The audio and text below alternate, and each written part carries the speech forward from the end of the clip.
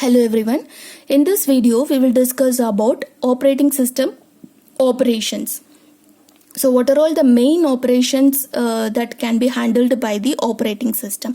The very first operation is interrupt driven, which means the modern operating systems are interrupt driven program, which means if when we get the interrupt, suppose if nothing happens in the system, which means no user is ready to give any request and no processor is ready to execute any of the process, and no IO devices is ready to give any set of operations. So at that time what the operating system will do?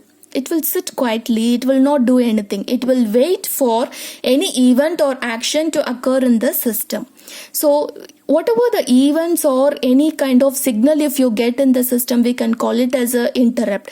The other name for the interrupt is trap. So whenever you get interrupt in the system, the operating system has to take some set of actions in order to handle that interrupt.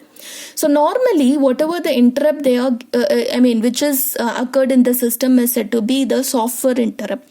So interrupts are of two types. One is hardware and another one is software.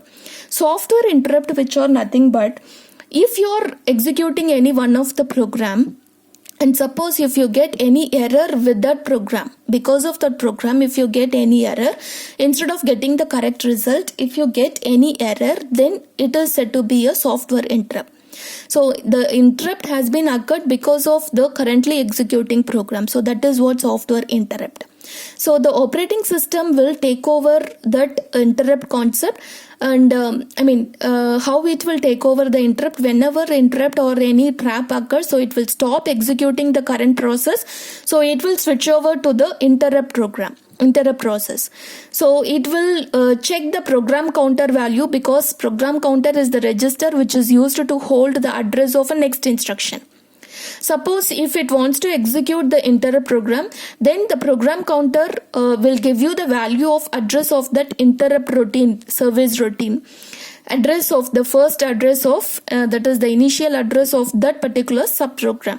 So the subprogram, whatever we are calling it as interrupt service routine, so the OS has to execute that particular service routine program after completion of that routine program, and then again it will come back to its original program. So this is how it is handling the interrupt, how the operating system handling the interrupt.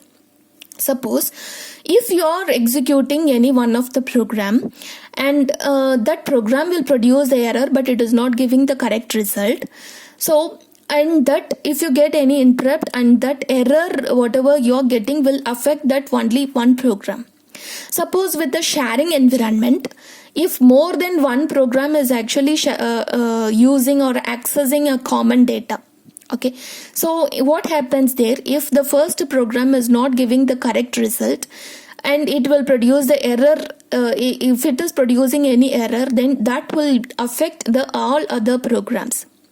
So not only the program, it will affect the data of that program and also even the operating system itself.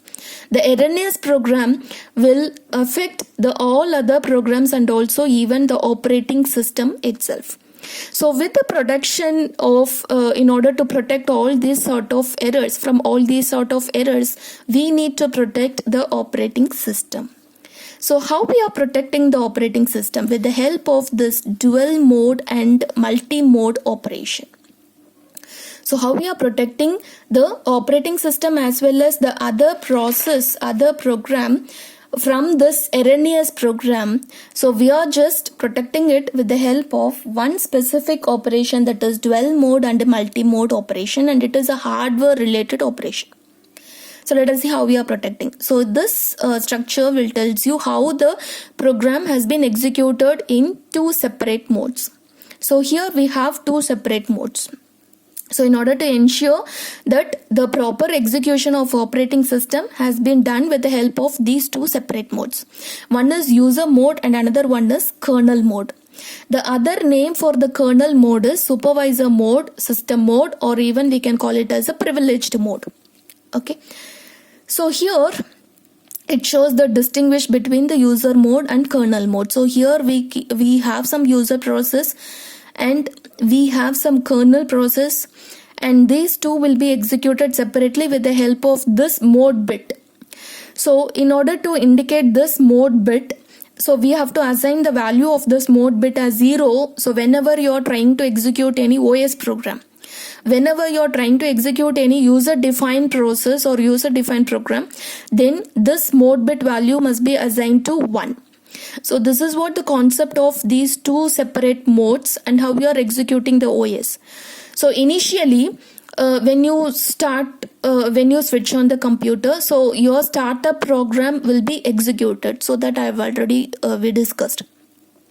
So the initial startup program will be loaded, which means the operating system will be loaded into the ROM, and that kind of process will be executed, and it will enable whatever the hardware or software has been interconnected with the system. It will enable all those things. So it will do the initial startup process, and after executing that startup program, it will wait, and that startup program will be executed in kernel mode, because which is nothing but the OS program, whatever we are executing, which is nothing but OS program. So it should run all those things with the kernel mode, and after that it will switch over to the user mode in order to execute any user application program. So whenever you start executing user application program, then the user mode bit will be enabled, which means the mode bit value will be equals to 1. So which means it is in user mode. So now user application program can be executed, not the OS program. So in this way, the system can differentiate these two mode bit value. I mean these two separate modes, and this will be executed. So suppose if any of the user process is executing currently, so at that time, if it gets any error or if it wants to execute any OS program, because some predefined functions you may include in your program, so at that time we need to execute some OS program. So whenever the current mode is actually user mode, now you want to execute OS program, then the mode bit value has been changed from 1 to 0 in order to mention that user mode has been changed to kernel mode. User mode has been changed to kernel mode, that we need to mention. So we are actually doing with the help of the system call. System call is nothing but it is some set of instruction we are intimating the computer in order to execute the OS program. We are using the system call. So system from written from system call. So when we will get this, so after getting the system call, so it is a kind of error or a interrupt. So at that time, so the mode bit value will be changed to 0, because we are going to execute the OS program. So it is in kernel mode. It should be in kernel mode. So that is what we are doing here. And after executing this OS program, and it will return the mode bit value as 1, because again we need to change it to the user mode. So that has been changed, and afterwards we can execute any user application program. So this is how it is worked with this two separate modes. One is user mode and another one is kernel mode. So this dual mode will also provide the protection of operating system from erroneous users. So if any of the program does not give the correct result, if it is providing only the erroneous output, it should not affect any other program or even the operating system. So for that we are actually using this dual mode or multi-mode operation. So what is this multi-mode? So we also have one more mode. So that is the extension of this dual mode. So one more mode has also been used, which is nothing but privileged mode. Okay, so privileged mode. So what is this privileged? As I told, the kernel mode is also said to be privileged mode. So in order to execute the privileged instruction or the machine instruction, so so if any set of instruction that may cause harm to the system or even the operating system, then we can call all those instruction or said to be the privileged instruction.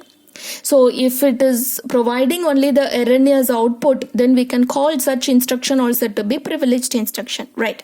The extension of this dual mode has one more separate mode, which is nothing but virtual machine manager, which is nothing but the virtualization mode.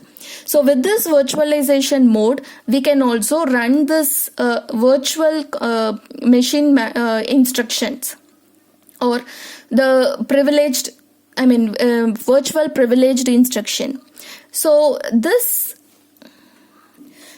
virtual managing system will control the operating system, will have the protection of the operating system from the erroneous output, which means if there are more number of privileged instructions, so we need to find out what is the level of the privileged instruction. So there will be more privileged instruction, which is actually producing more harm to the operating system, but it should be